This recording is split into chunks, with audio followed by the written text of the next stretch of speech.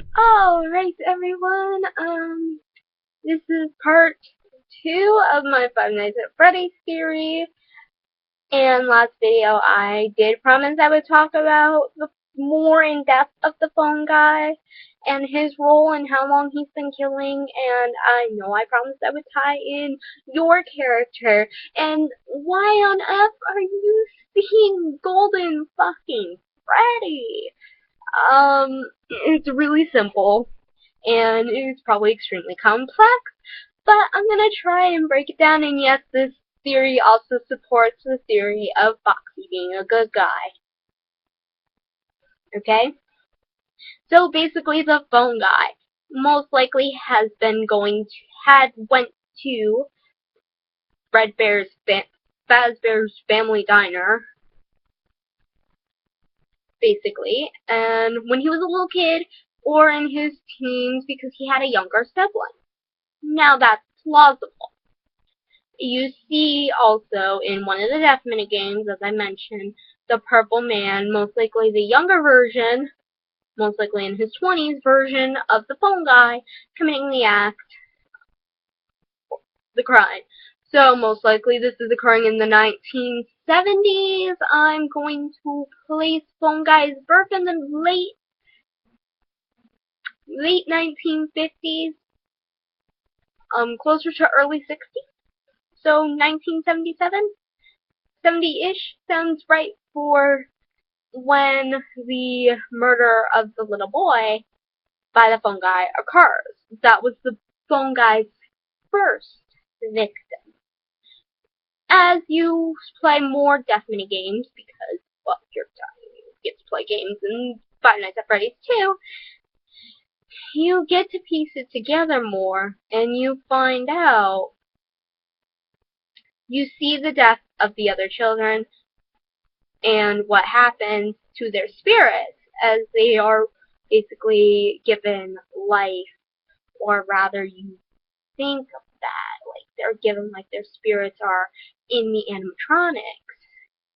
But that could also be where their bodies are hiding, as the phone guy knows way too much about what the F happens when you shove someone into a fucking animatronic costume.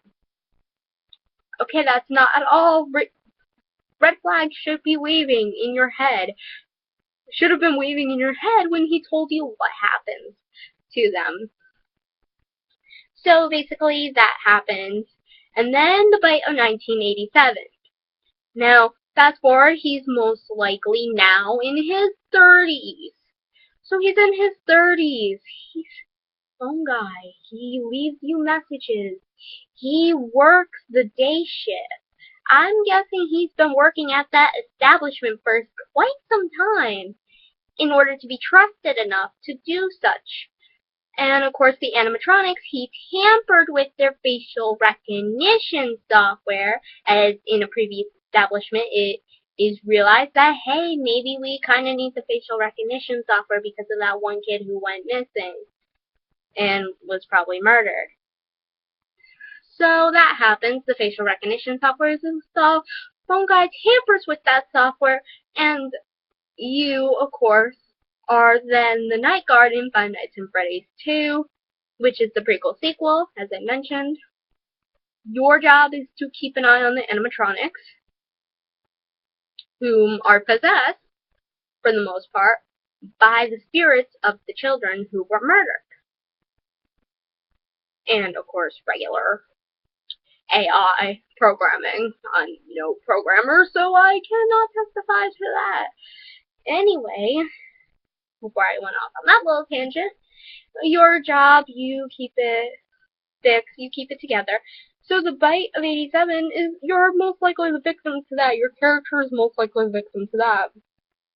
Because the phone guy references you being able to be moved to the day shift as a position becomes available, and he's very awkward about it. He pauses a lot and kind of stutters, sort of like, I'm doing this video.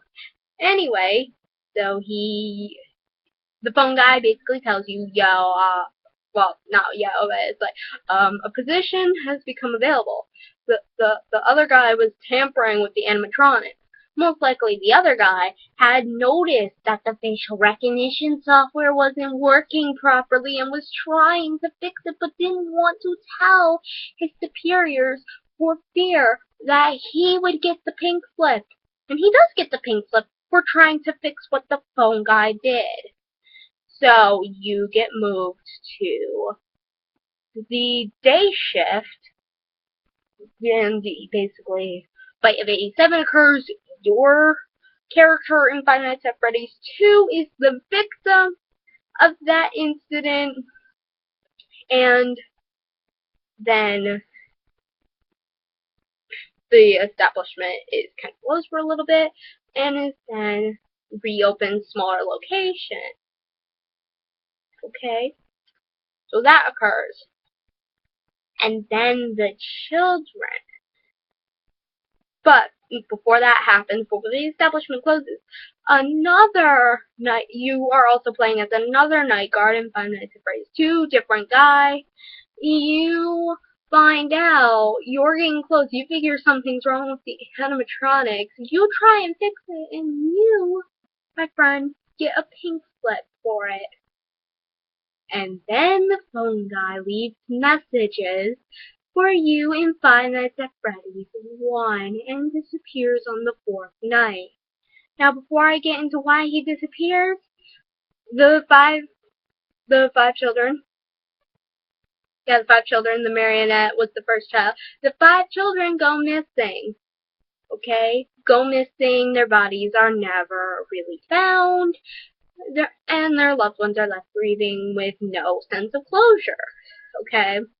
So you get into the establishment, you get Five Nights at Freddy's 1, you find out that the restaurant has closed or is due to close as a result of foul odors and mucus and blood oozing out of the animatronics, and Phone Guy tells you that when you, like, if you're shoved into the animatronic, your eyes and, like, you basically, your eyes and teeth become a part of the animatronic. My question is, how the F would the phone guy know this unless he's done that to other people? Okay, red flags again. So, how does your character fit into this as the phone guy is killed on night 4? Now, Foxy, you know, like, either appears when you don't check on Pirate Cove enough, or when you check too much. Those are the only 2 times really Foxy will appear, because he thinks, 1, you're paranoid as fuck, or 2, you're dying. There's something wrong, and that supports Foxy as a good guy, and it's wanting to help you. Now, what else makes it interesting? The whole Fight of 87 incident, where your character in Five Nights at Freddy's 2, the first character you play, is the victim. What if the reason why you see Golden Freddy is like a fucking hallucination, is because while the animatronics have gotten justice for the 4 children that were killed, because the 5th, wait for this, you were the 5th child. Your character in Five Nights at Freddy's 1 was the 5th child, and that's why only you see Golden Freddy, and it's like a hallucination that goes away really easily. Basically what it is you, my friend, are the 5th child. You're the survivor. And Phone Guy most likely knew you were the survivor and was setting you up to be killed by the animatronics, but the other 4 ganged up on him and killed him before he could on the 4th night. Now, again, this theory will probably be discredited, but you, as the 5th child, now an adult, are working there to try and find out what the F went down and what happened to your friend. Okay? So you find out you're getting closer to the truth. Foxy is really protecting you, trying to say, hey guys, this dude's cool. He was the fifth one. He escaped. Don't try and kill him. And you most likely survive. And that's what makes that interesting, is Foxy saved you. But why you're seeing Golden Freddy is because of the stress of the job. And it's getting to you because you don't really see Golden Freddy until closer towards the end of the game. Why is it you see Golden Freddy? It's the stress of the job and the fact that you are getting closer to finding the truth of what happened to your friends. So you're hallucinating, you're seeing what could have happened to you, and you are seeing the killer's disguise. Those are my two theories of why you see Golden Freddy and no one else really bothers with it. But that's my whole theory now of Five Nights at Freddy's, and leave a like or a comment or whatever the F you want. If you've liked it, part 1 can probably be found in this doobly-doo. Comments, likes, go down here. You know the fucking drill. Subscribing would be nice. I don't really do videos like this often, but I will if the topic is interesting. And, well, this was an interesting game. Again, Five Nights at Freddy's 3 will probably discredit everything, and I'm not an official on this, but from a fellow creator standpoint, from a fellow creative person standpoint, this is the most likely theory, in my opinion. If you want the more factual, that blend real life with the game and what really inspired the game, you can check out Game Theorists, etc. Well, this was my theory. I hope you all enjoyed it. I hope it made sense. I'm sorry if I was talking really fast or stuttering at times and not really paying attention to the camera. But I do hope that this theory made sense, you enjoyed it, and maybe, who knows, you might have learned something new. Well, this is the end. Bye, my love.